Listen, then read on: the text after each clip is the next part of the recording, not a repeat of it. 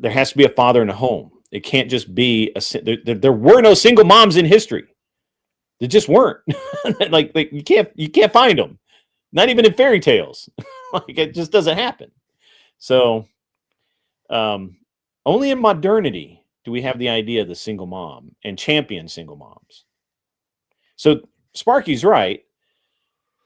Biblically, historically, however you want to look at it, stepdads have always been a thing. And an honorable thing, right? Well, I look at it like you're still a little low, Sparky. Let me okay. Pentuple, I'll be your stepdad. I'll turn it up. Speak into the mic. Yeah. So here's the deal. Okay. First of all, I don't take religious interpretations from fucking heathens. Sure. So like Tyler, if Tyler says anything about my religion, normally I'll just say, I hear what you're saying. I don't care. You're a fucking heathen anyway. And I'll move on because their opinion, they're uneducated. They're not part of the religion. I go to church. Yeah, only because your wife like a month ago. It doesn't matter why We're go. proud that you go. You don't believe in any of it, so I don't care.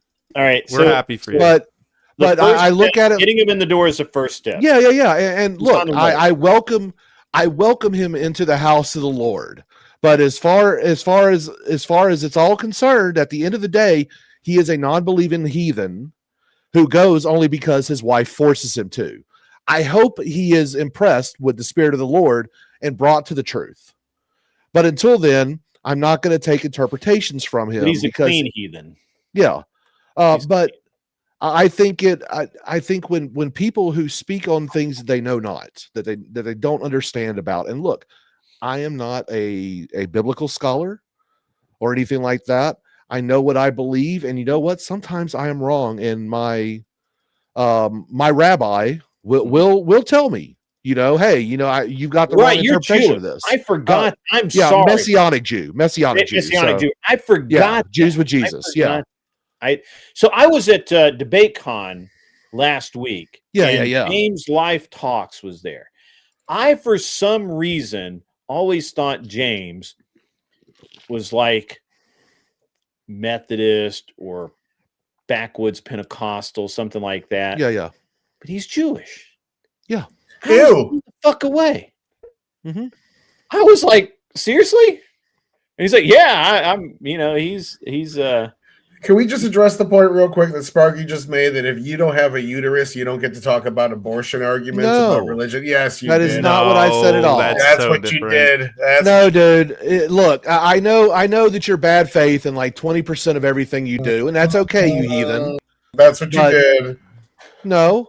I am not going to take any religious interpretations from an illiterate person who cannot speak the language. Okay? I am not going to listen to anyone talk about abortion that doesn't have a uterus. I'm sorry. The difference is you're not a believer. You're not approaching the doctrine as a believer. Your intent is to understand it from like a secular perspective. You're not a believer. Israel. Okay, yeah. See, that don't work on me. That works on Juicebergs. That was for Chad. Here's the thing. I love this. I love this from Cam. What a loser. He does things that makes his wife happy. Exactly. Yeah. That's what we are proud of Tyler for going to church. We love that Tyler goes to church. Cam must be. Cam is on a roll tonight. He's been out on a boat for a couple of months. He's in there. They had like really in the wrong part of the ocean. I'm gonna take her to a synagogue. Also, I wanted to respond to Out on a Hill. Like when gays court each other? Yes, you should. I wouldn't know. I mean, somebody's going to have to tell me because I'm not up on that. It was normal to fuck your brother's wife then. They say 100 Yeah, did I read wrong. that too. It was not normal. But if your brother died, you were expected to take, control of it. Hey, Hunter Biden did it. Hunter Biden did nothing wrong. He did. He fucked his brother died of brain cancer, and then he got his wife addicted to crack and was banging her. She's the one that I don't want to get into Hunter Biden because there's so much twisted, nasty stuff there.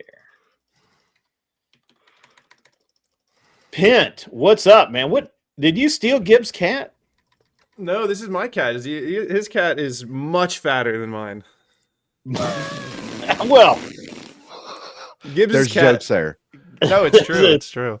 Gibbs' cat is as big as Gibbs. You can tell it's his cat. How's Texas, man? Texas is great. Texas is awesome. And shout out to you for hosting the Grid. I've been calling it GridCon. I don't know if you had a name for the event. That's a better name for it. Yeah, GridCon was awesome. So how did you really enjoy it? Did you go to DebateCon at all, or did you just go to my event and then call it a day? I didn't make it to DebateCon. I didn't have the me and Sadie couldn't afford the tickets, but we did hang out at we were at the bar the next night. I know we saw you there. Yeah. We couldn't get Tyler to come out, but we did want to come out for your event. We were really excited for that, and I really didn't know that I was debating until I got there. Well, that's Gibbs's fault, because I will show you the messages. No, it worked out color great. Me surprised that. And honestly, Pentuple did good in the debates, and you did a great job setting up the venue and everything. I was on Rob's earlier today, and I mean the only thing the only criticism I had was Gibbs, and that's because Gibbs is lush, and I just don't think. Actually, I like Gibbs actually really added a lot, because if we had someone like Sarah or Speakeasy or any of these other schmucks moderating, it would not have been a good show. Well, I think Gibbs needed to be subbed out maybe after 3 or 4. It looked like by the 4th debate he was getting pretty tired. Let me it was perfect. Something about that, and it's not my fault. It's not Gibbs's fault. It's nobody's fault. But I said, hey, I don't know who all is going to be there. I talked to Gibbs. I talked to Rob Knorr, and I said, look, could you guys swap off as the moderator and just do commentary and that sort of thing? And Gibbs was like, yeah, I'll do that. And Rob was like, yep, I'll do that. He's like, I'm probably gonna get there relatively early, but I do have to do some debate prep with Andrew. The problem is that the debate prep with Andrew and Rachel and Jake Rattlesnake, it turned into they started at 10 in the morning or 9 o'clock in the morning or whatever, and it went until 7 o'clock at night. Yeah. Or 6:30. They didn't even get there until 7. And so Gibbs was on his own moderating the whole day. Oh, and look, it's brutal. The only thing, my only complaint would have been just the fact that he was a little inebriated. Other than that, he did a good job. You did a great job setting it up. Positive feedback. I'm just kidding. Not my only. I actually did think that the more inebriated he got, the easier he was, and the more relaxed he was, and I felt like he needed to be a little bit relaxed in that. Well, and that's something I couldn't judge over the camera. I wish I could have went. In fact, you announced today that you're considering doing one in April. Am I correct? Yeah, absolutely. Yes. And we'll go ahead and talk about that just to take some. Then we'll revisit the red pill drama and whatever else bullshit we want to talk about. It is a chill stream. We can talk about whatever. So my wife went to the event with the party that Andrew threw right at Garth Brooks' place, or the Friends in Low Places bar downtown. Mm-hmm. And my wife and I show up, and she was really surprised at how many people came over and said, "Hey, man, I really enjoyed the event you put on last night. It was great. It was this, and I love this. Hope you do it again. It's the high point of the weekend. It's like DebateCon is cool, but this was even next level." And and I told my wife, I'm like, there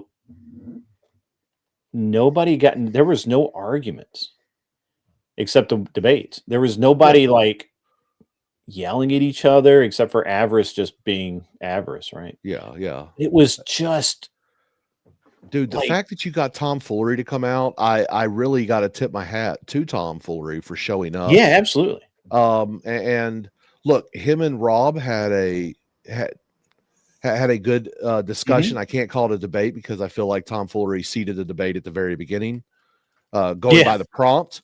But other than that, I mean, look, he came out and he did the damn thing. He did it well. Yeah.